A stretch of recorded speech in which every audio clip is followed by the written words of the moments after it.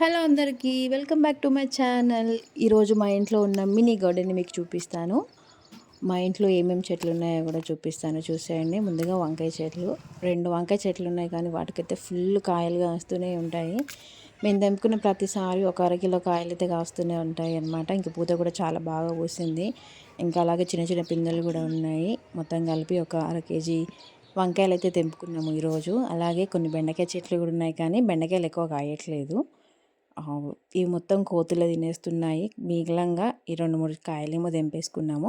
At least సాంబార్లోకైనా పనికొస్తాయి కదా అని అయితే అన్నీ తెంపేసి ప్లేట్లో పెట్టేసుకున్నాను. అలాగే మా ఇంట్లో నిమ్మకాయ చెట్టు కూడా ఉంది. ఈ నిమ్మకాయ చెట్టుకి ఫుల్ కాయలు కాస్తాయి. ఈ నవరాత్రుల్లో అయితే చాలాసార్లు అమ్మవారికి మాల కూడా వేసాము ఈ నిమ్మకాయలతోనే.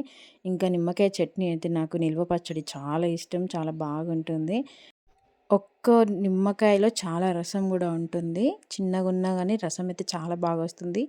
అండ్ ఎక్కువగా అయితే మేము నిమ్మకాయ పులిహోర ఎక్కువ చేసుకుంటాము. అలాగే తోటకూర కూడా ఉంది, కొంచెం పురుగు పట్టిపోయిందనమాట.